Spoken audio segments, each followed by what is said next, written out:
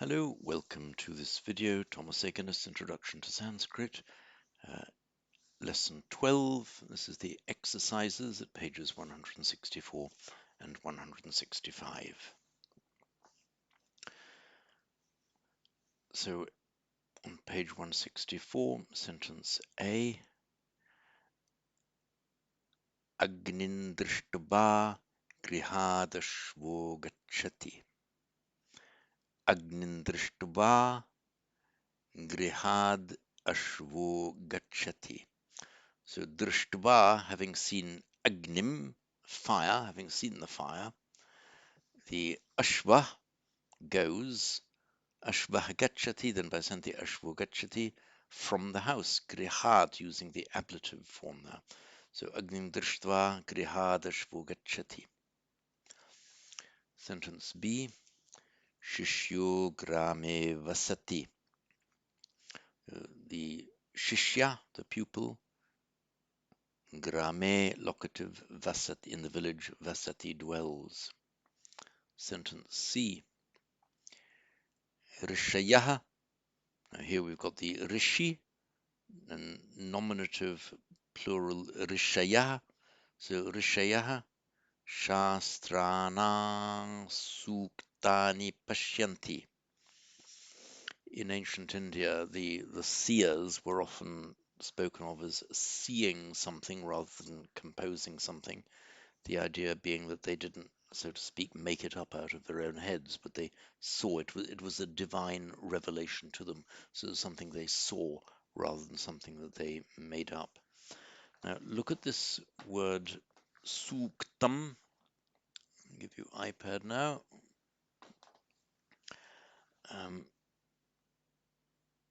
Oops.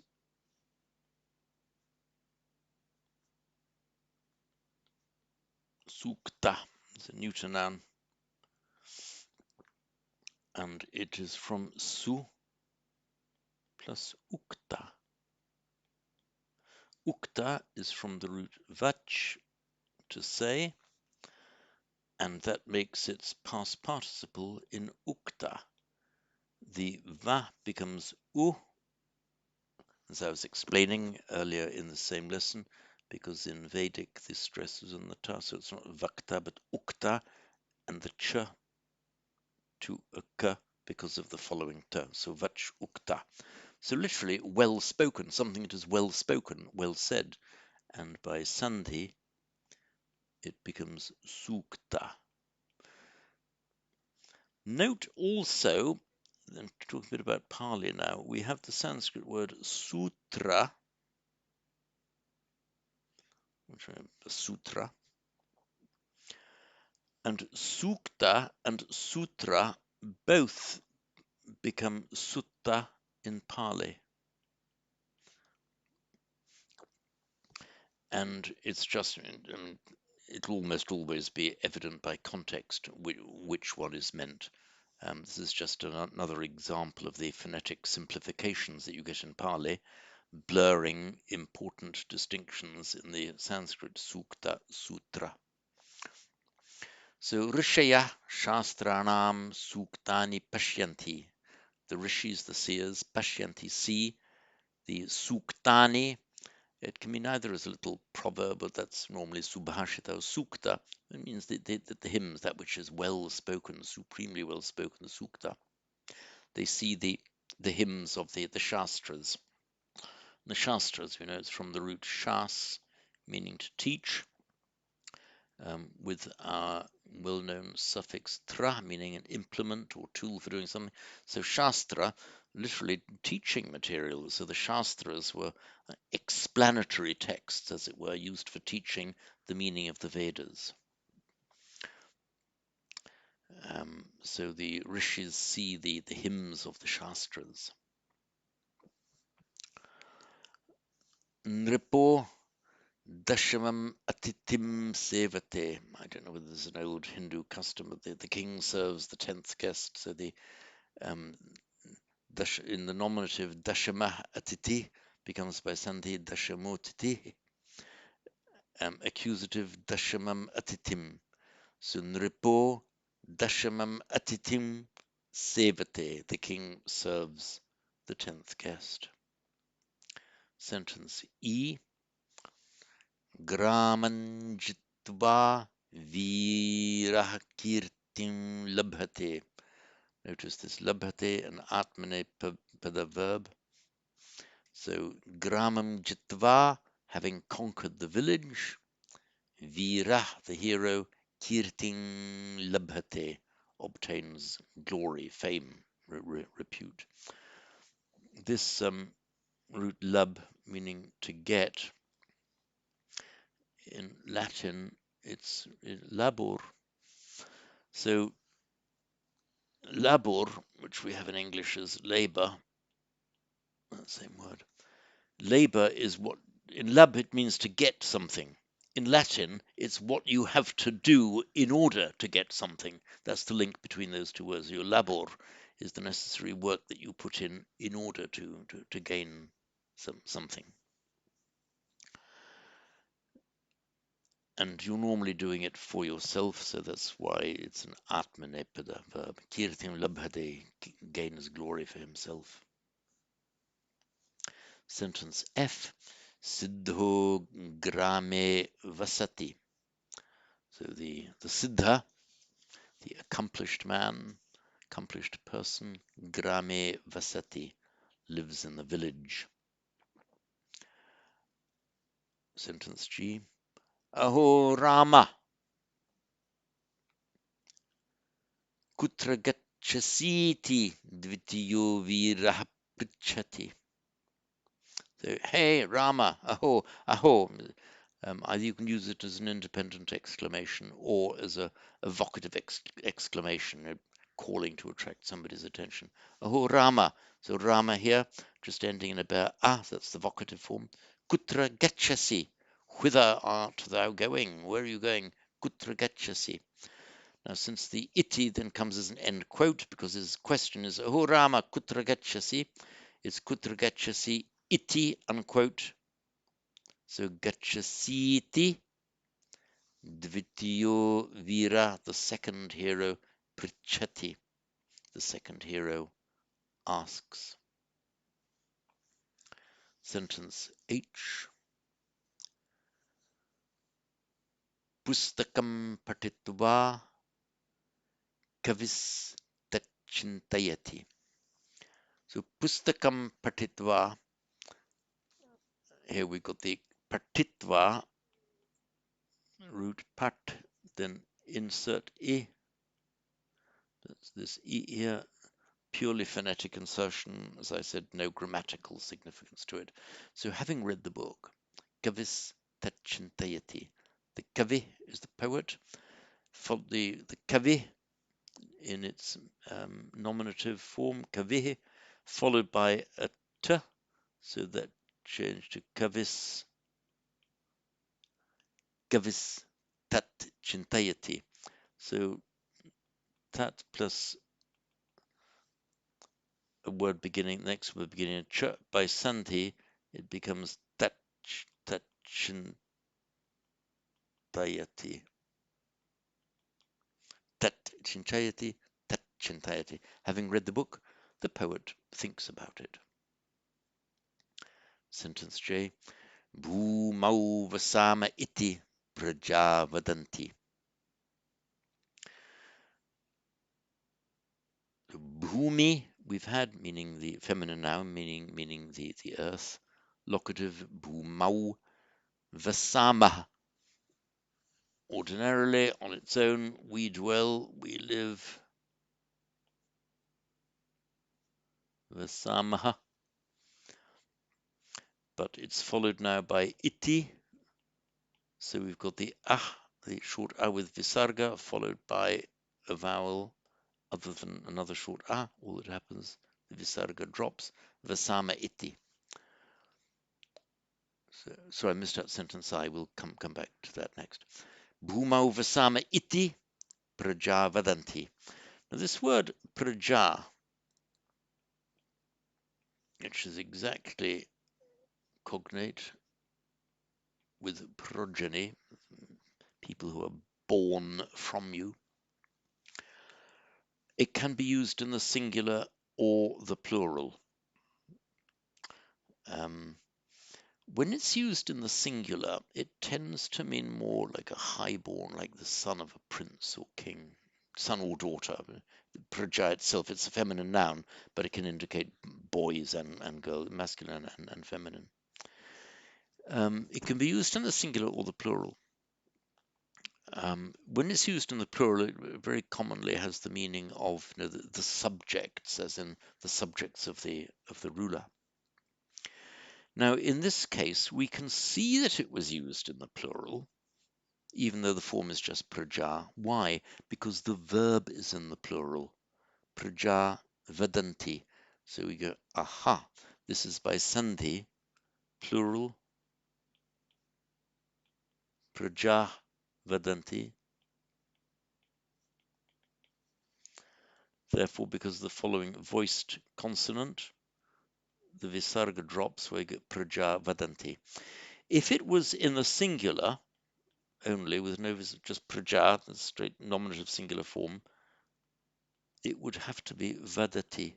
You couldn't, if that was singular, you couldn't have the plural verb.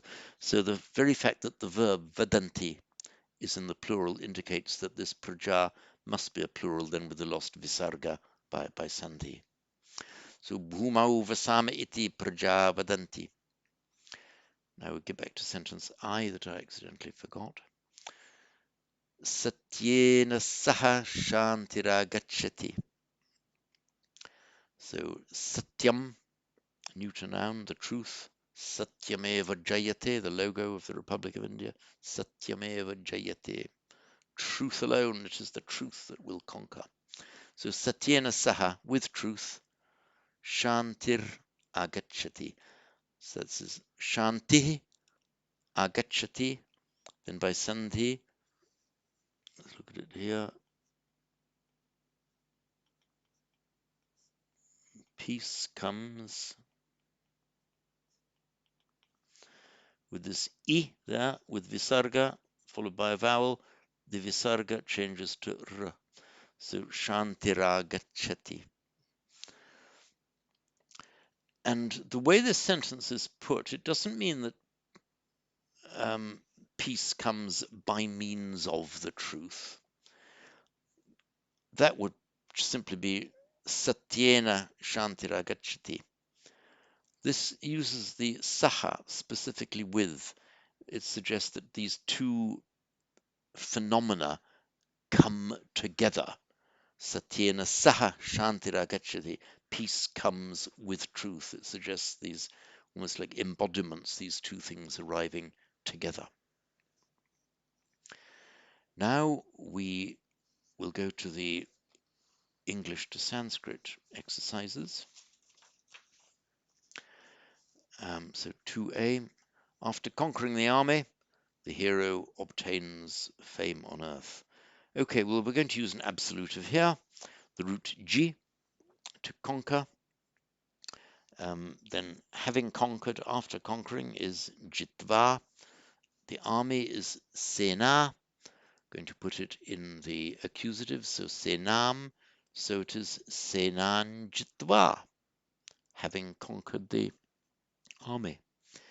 Now you'll see in the key that's at page 281 of the printed text, the sentences are given firstly without sandhi and secondly with sandhi. So senan jitva. So he obtains fame, kirti, and kirtin labhate, accusative, kirtin labhate, he obtains fame. Who obtains fame? Viraha kirtin labhate. Where does he obtain fame? On the earth, bhumau. So viro bhumau kirtin labhate. Sentence B. Like Sita and Rama, the student goes to the forest. So without sandhi, we're going to have iva in the same way as like, as if, iva. So Sita Ramaha cha iva becomes by sandhi Sita Ramashcha cheva. So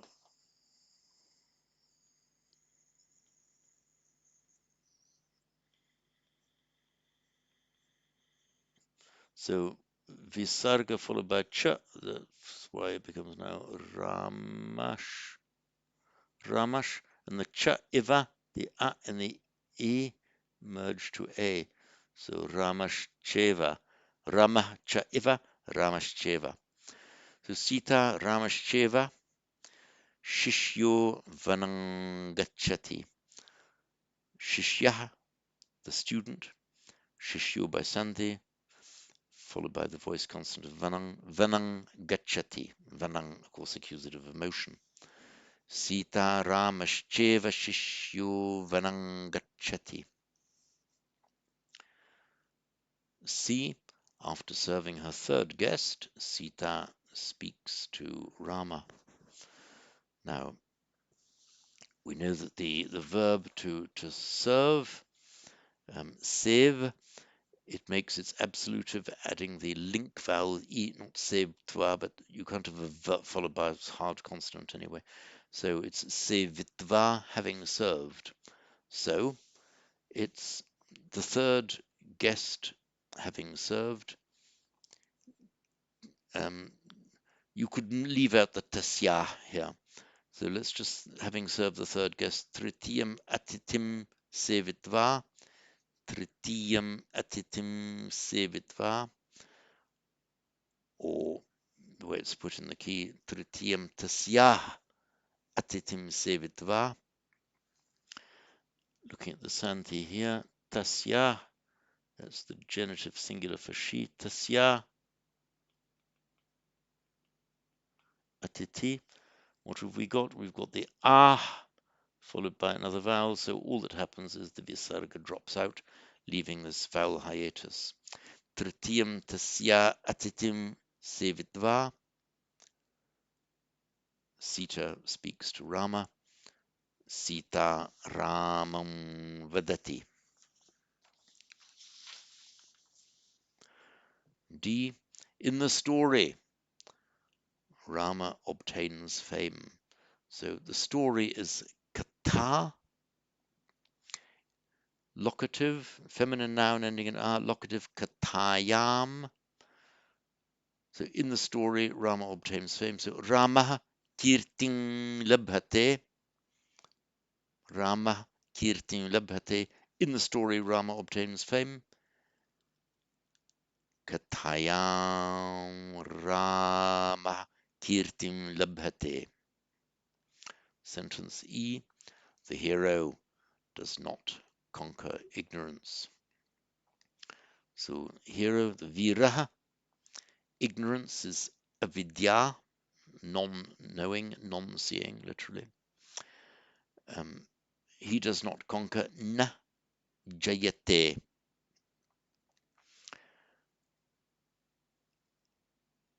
Does not conquer ignorance. Avidyan jayate.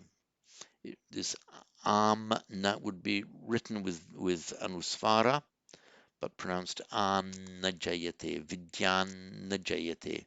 So viro avidyan najayate. Vira avidyan becomes by Santi viro vidyan najayate. Now, you might say there is an ambiguity here because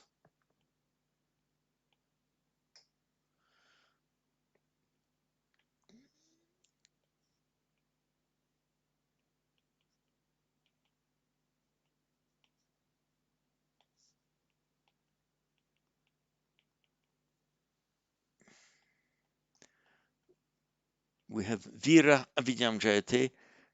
By Santi, the final ah followed by the initial short ah becomes o. Equally,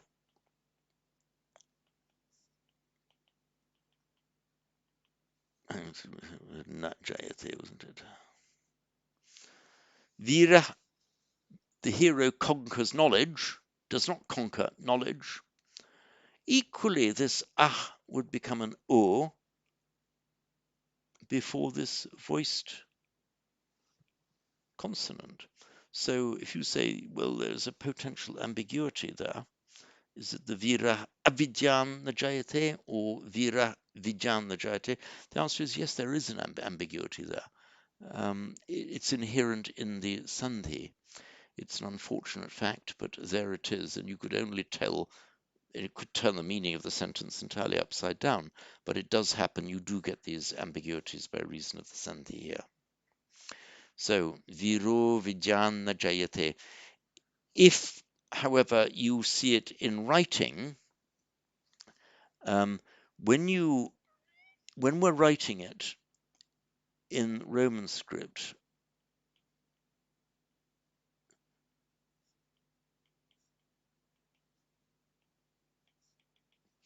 we write the apostrophe to, this is meant to be an apostrophe here, by the way. You write an apostrophe to represent the lost a. So if it were done in that way, you would see it immediately that that's a missing a. So it has to be avidyam. And equally,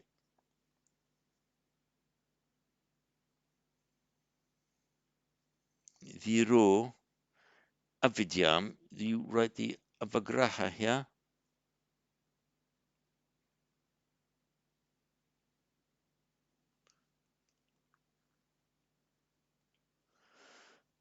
That avagraha represents the lost a. So if the text were edited as it usually is, to show the apostrophe in the Latin script and the avagraha to represent the missing a in the Devanagari script, the ambiguity would be resolved. You would see that there was a missing a.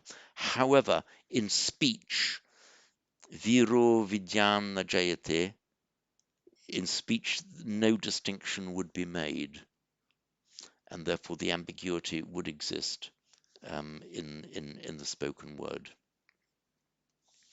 Sentence F. The king, Rama by name, is very virtuous.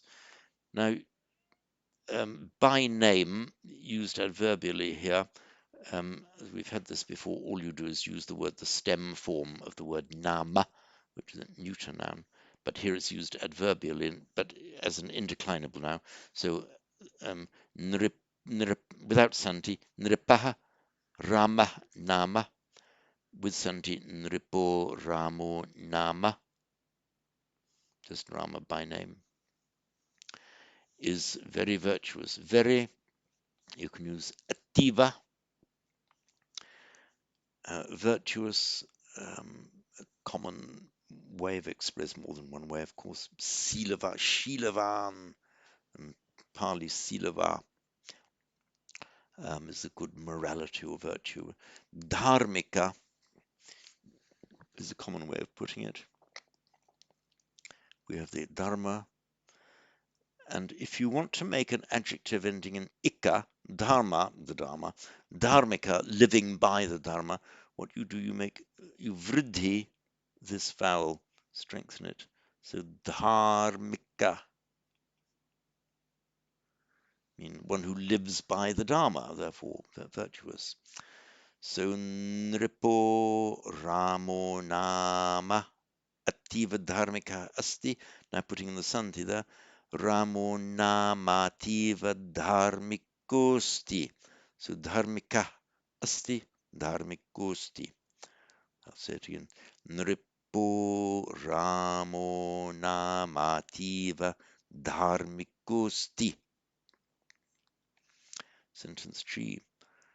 How do you obtain perfection? The second student asks. So, you obtain in the singular labhase. No, not labhasi, but labhase. It's an atmanepada verb. You obtain perfection, siddhi. So, siddhim labhase. And how is katam? So, katam siddhim labhase. How perfection you obtain. How do you obtain perfection? Then iti, end quote, dvitiya shishya prichati. Dvitiya in classical Greek deutero, modern Greek zeftero, and we have it in Deuteronomy, the second law. Dvitiya and Deutero, etymologically the same word. Deuteronomy, second law. So labhase, end of the sentence, labhase followed by iti. Remember, by sandhi,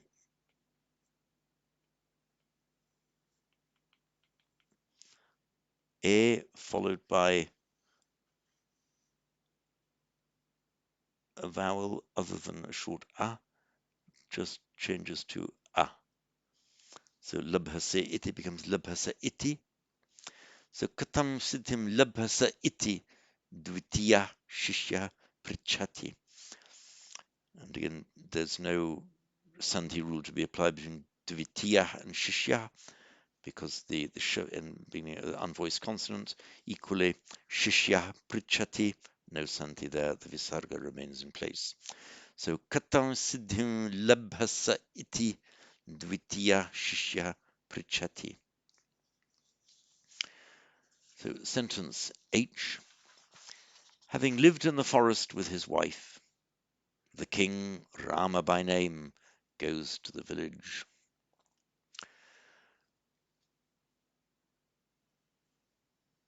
In the key, you'll see his translated, as you'd expect, by tasya. However, it's a bit pleonastic in Sanskrit. If he's living with wife, there's the presumption that with his own wife, and it would be more normal to leave out the tasya explicitly saying his. But it's not wrong to put it there, but it would be perfectly okay to leave it out. Would normally be put in for emphasis or by contrast. So I live with my wife, he lives with his wife, that then you put in these possessive pronouns, possessive adjectives. So anyway, bharya saha, so bharyaya, saha with takes the instrumental, so bharya, wife, and the ending, feminine ending along a, instrumental is aya, so bharya becomes bharyaya. Tasya bharyaya saha, with his wife. Vane ushitva, vane in the forest, ushitva. Remember vas, not vasitva, but ushitva, for the reason I explained in the previous half of this lesson. Now, another bit of sandhi. Vane ushitva, a followed by a vowel becomes vana ushitva with a vowel hiatus. So vana ushitva, having dwelt in the forest, the king, Rama by name, without sandhi, nripaha, Ramaha nama, becomes nripo Ramo nama, goes to the village, gramangachati. So I'll read this out, firstly without sandhi and then with. Tasya bharyaya saha vane ushitva nripaha Ramaha nama gramangachati. And now with sandhi, tasya bharyaya saha vana ushitva nripo Ramo nama gramangachati. Sentence I. Having obtained peace, perfection, and glory, the seer goes to the beautiful forest.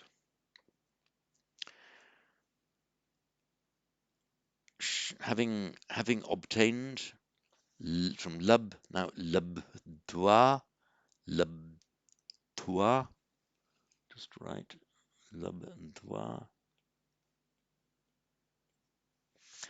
So shanting, siddhing, kirting, cha, labdwa. You could put a cha after each noun, shantincha, siddhincha, kirtincha, but you don't have to. You can put the cha after just the last of them. Either is equally good. They're both equally correct. So shanting, siddhing, kirtincha labdva, The rishi goes to the beautiful forest. The rishi and the beautiful forest in the accusative of motion goes rishi sundaram vanam gacchati. So reading it now with Santi. Shantim siddhim kirtin labdhurishin. So labdhurishi sundaram vanam gacchati. This, remember that the ri is treated as a pure vowel for phonetic and grammatical purposes. The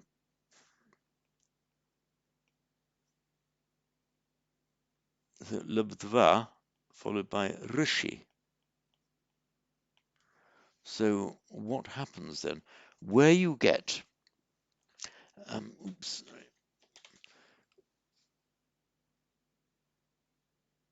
where you get the long a followed by r, that it just shortens into ar. A plus short just becomes ar.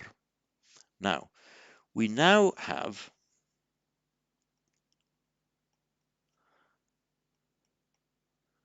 labdva becomes labdvarshi.